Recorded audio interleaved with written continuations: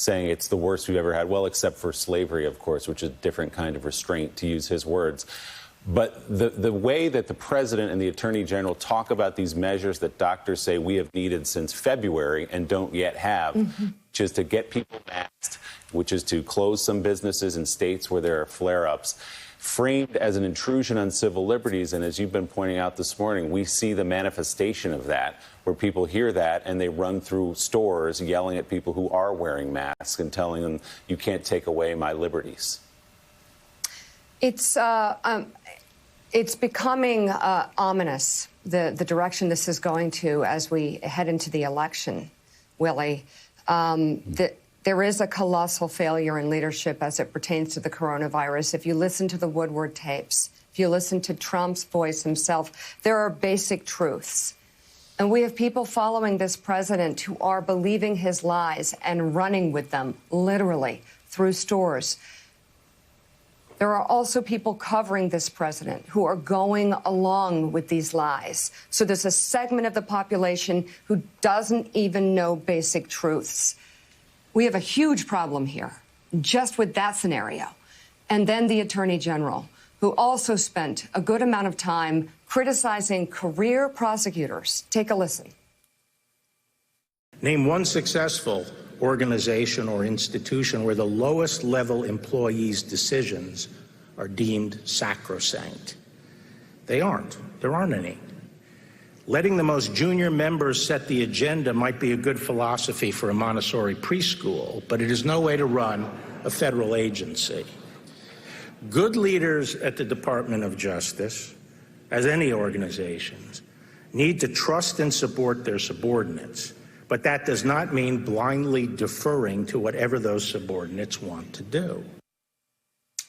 And in other news on the Attorney General's possible influence over federal prosecutors, the New York Times reports that Bill Barr recommended charging some of those arrested in violent demonstrations with sedition.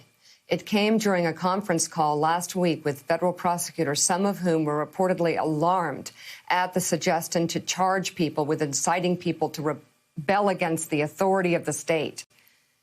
According to sources who were on the call, Barr warned that violence in some demonstrations could worsen as the election approaches.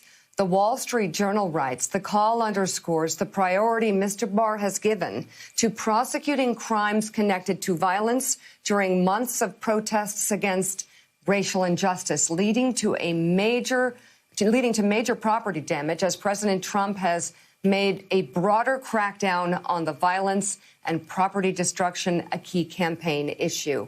Barr even raised the issue of examining whether Seattle's mayor, Jenny Durkan, could be charged for allowing a weeks-long autonomous protest zone in her city. Mike Barnicle, Joe tweeted this. Barr considers jailing Seattle's mayor for sedition after Trump attacks him on Twitter. Be prepared for the most dangerous attorney general in American history to be the tool Trump uses to illegally upend election results. What's your take? Well, my take is the FBI has a list of the most dangerous elements in this country, and at the top of the list is white supremacist organizations and neo-Nazi organizations, and organizations like the Boogaloo Boys, who are out in cities around America. You never hear Bill Barr talking about them. You never hear Bill Barr talking about charging them with sedition. You hear Bill Barr involving himself in politics. You know, Mika, these two stories that we've covered since the top of the hour, Donald Trump versus Dr. Redfield, and Bill Barr backing up Donald Trump and attacking career employees in the Department of Justice, deserve to be joined together and played over and over and over again. Because if you do a forensic autopsy of the failures of this administration with regard to COVID-19, its handling of it, it's all encompassed right here in the last 10 or 12 minutes that we just saw and listened to. It is horrendous. And we are approaching 200,000 deaths from COVID-19 in this country. There is going to be no wall with the names of the casualties, the victims, the killed in action victims to COVID-19. There's going to be no wall for them. Yellow ribbons at the end of the driveway on your mailbox aren't going to cut it. This is a complete breakdown and failure and incompetence and immorality, I would submit, of this administration and people like Donald Trump's enablers in person just now, Bill Barr, the Attorney General of the United States.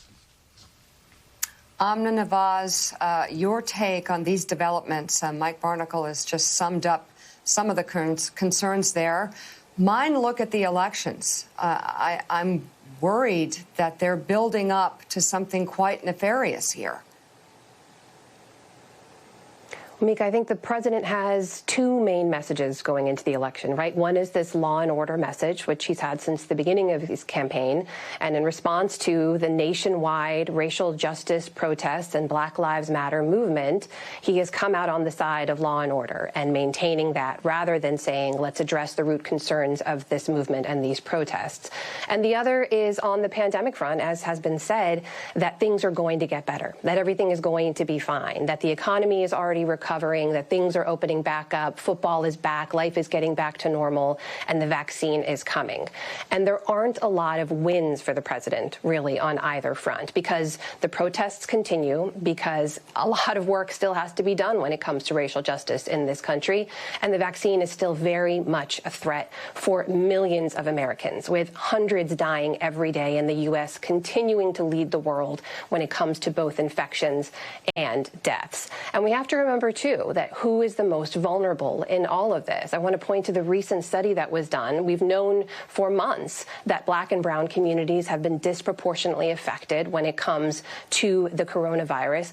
And we now see that children of color are also being disproportionately affected when it comes to deaths. It's a small number, about 121 kids over a matter of months, over 400,000 or so infections.